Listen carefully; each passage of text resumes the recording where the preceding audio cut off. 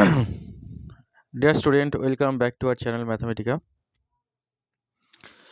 এবছর 2025 যারা মাধ্যমিক দেবে ওয়েস্ট বেঙ্গল বোর্ড থেকে তাদের জন্য ম্যাথমেটিক্স সেকশনটা আমি পরপর ভিডিও তৈরি করছি তাদের জন্য।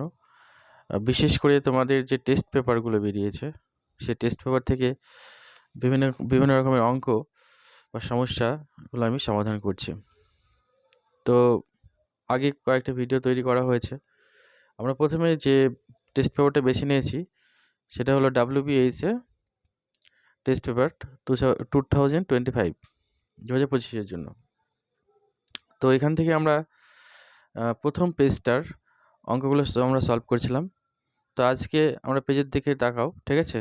যে দেখো যে শূন্যস্থান পূরণ, যে শূন্যস্থান পূরণে দেখো কিছু প্রবলেম দেওয়া আছে। তো এই শূন্যস্থান পূরণে যে সমস্যাগুলো দেওয়া আছে সেগুলো আজ আমরা এক্সপ্লেন করব, ঠিক আছে? তো তোমরা দেখো ভিডিওতে দেখতে পাচ্ছ শূন্যস্থান পূরণে কি কি প্রবলেম দেওয়া আছে সেটা এখান থেকে তোমরা দেখতে পাচ্ছ। আচ্ছা, এবার তোমরা বোর্ডের দিকে তাকাও। বোর্ডের দিকে তাকাও। দেখো যে এই ট্রু ফলসের মোট এখানে কোশ্চেন আছে 6টা, ঠিক আছে? 6টা কোশ্চেন আছে। এই 6টা কোশ্চেনের কোশ্চেনগুলো কি সেটা তোমরা তো ভিডিওতে তোমাদের প্রথমে দেখানোই হলো। তো কোশ্চেনের অ্যান্সার তোমার কোনটা কি হবে এখানে ট্রু ফলস সব লেখা আছে। এবার আমি এই কোশ্চেনের এটা কেন ট্রু হবে কেন ফলস হবে সেটা একটু আমি এক্সপ্লেন করতে চাই। দেখো প্রথম কোশ্চেনটা কি ছিল? প্রথম কোশ্চেনটা ছিল যে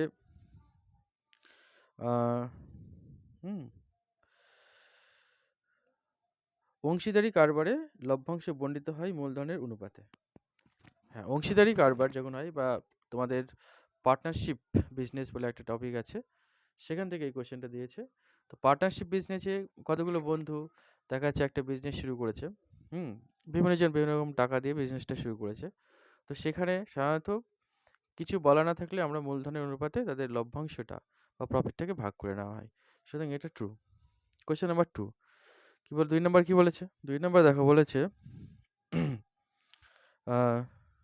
এইটা এইটা বলেছে y proportional to 1/x। দেখো y proportional to 1/x,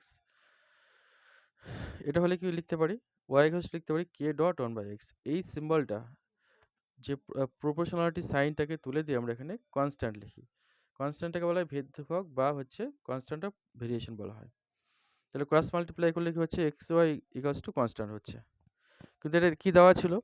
দেওয়া ছিল y by x equals to constant. তো এটা x y equals to constant আছে, কিন্তু দেওয়া ছিল কি y by x equals to constant. তাহলে সেই জন্য এটা কি হচ্ছে? ফলস হচ্ছে। কোয়েশ্চেন নাম্বার 3, কোয়েশ্চেন নাম্বার 3তে যেটা দেওয়া ছিল সেটা হলো দুটি সদিশ ত্রিভুজ সর্বদা সর্বসম। আচ্ছা, এই অঙ্কটা দিয়েছে তোমাদের ট্রায়াঙ্গেল, যে সিমিলার ট্রায়াঙ্গেল বা সদিশ ত্রিভুজ আছে সেই চ্যাপ্টার থেকে দিয়েছে। তো সদিশ ত্রিভুজ আর সর্বসম ত্রিভুজ, এই ত্রিভুজ দুটো সম্পর্কে তোমাদের ধারণা আছে যে সদিশ ত্রিভুজ মানে সেক্ষেত্রে ত্রিভুজটা পুরোপুরি একটার পরে একটা রাখলে মিলে যাবে এমনটা নয়, ঠিক আছে? আর সর্বসমর ক্ষেত্রে একটা ত্রিভুজকে আরেকটা ত্রিভুজের উপরে রাখলে পুরোপুরিভাবে সেটা মিলে যাবে। সুতরাং আমরা বলতে পারি সমস্ত সর্বসম ত্রিভুজই সদিশ ত্রিভুজ, বাট সমস্ত সদিশ ত্রিভুজ কিন্তু সর্বসম নয়। যেমন ধরো এখানে এই ত্রিভুজটা নেওয়া হয়েছে, দেখতে পাচ্ছি এটা একটা ইকুইল্যাটারাল ট্রায়াঙ্গেল বা সমবাহু ত্রিভুজ যার প্রত্যেকটা সাইড সমান। আর ঠিক ভেতরে একটা রয়েছে, একটা সমবাহু ত্রিভুজ রয়েছে যার প্রত্যেকটা সাইড সমান। তো এই ত্রিভুজ দুটোকে সদিশ বলা হয়। হুম কিন্তু এরা কি সর্বসম হচ্ছে? সর্বসম হচ্ছে না, কারণ এই বড় ত্রিভুজের ভেতরে ছোট ত্রিভুজটা রয়েছে। তাহলে আমরা সদিশ ত্রিভুজ মানে সেটা সর্বসম হবে, এটা সঠিক নয়, ঠিক আছে? তাই এখানে কি বলেছিল যে তোমার দুটি সদিশ ত্রিভুজ সর্বদা সর্বসম, দুটি সদিশ ত্রিভুজ সর্বদা সর্বসম নাও হতে পারে, তাই এটা ফলস। কোশ্চেন নাম্বার 4 কি বলেছিল? দেখো sine square theta plus cos square, sine square 5 theta plus cos square 5 theta এর ভ্যালু কত হবে? এর ভ্যালু কি হবে? অলওয়েজ 1 হবে, কারণ sine square theta plus cos square theta কত হয়? 1 হয়। এই থিটার জায়গায় 5 থিটা রয়েছে, তাতে কোনো সমস্যা নেই। এখানে যা থাকবে এখানে তাই থাকতে হবে, তাহলেই পারে সবসময় 1 হবে। তো সুতরাং এটাও চারেরটাও ফলস। Question number 5। 5-এ কি ছিল? 5-এ দেখো, 5-এ যেটা ছিল সেটা হলো তোমার লম্ববৃত্তাকার চোঙের আয়তন পার্শ্বতলের ক্ষেত্রফল ইন্টু উচ্চতা। আচ্ছা, লম্ববৃত্তাকার চোঙ, তার ক্ষেত্রফলের ফর্মুলা কি জানি আমরা?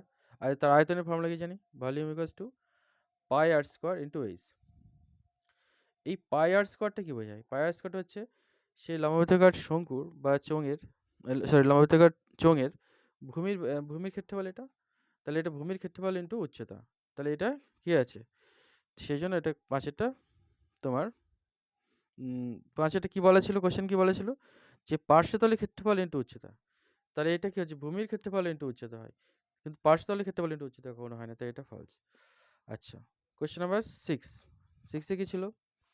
আচ্ছা, 6-এ কোশ্চেনটা দিয়েছে, ট্রু ফলসের কোশ্চেনটা, যে তোমাদের স্ট্যাটিস্টিক বা পরিসংখ্যান যে চ্যাপ্টারটা রয়েছে ক্লাস 10 এর লাস্টে একদম, সেখানে ওজাইভ ড্রয়িং তোমাদের করতে হয়েছিল। ওজাইভ কাকে বলে?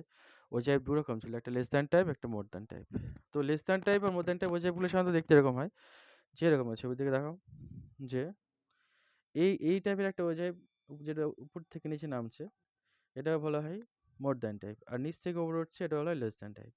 তো এটা যেখানে ইন্টারসেক্ট করে বা ছেদ বিন্দু, সেখান থেকে তুমি যদি লম্ব টানো এর উপরে, তাহলে যে পয়েন্টটা পাওয়া যায় সেটাকে বলে মিডিয়ান বলা হয়।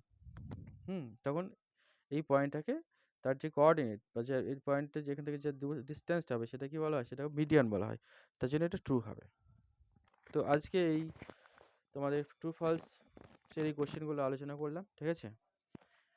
তো যদি তোমাদের কোথাও বুঝতে অসুবিধা হয়, তাহলে আমাকে অবশ্যই কমেন্ট করে জানাবে। পরবর্তী ভিডিওর জন্য তোমরা আমার চ্যানেলটিকে ফলো করো। ঠিক আছে, আজকে এই পর্যন্তই।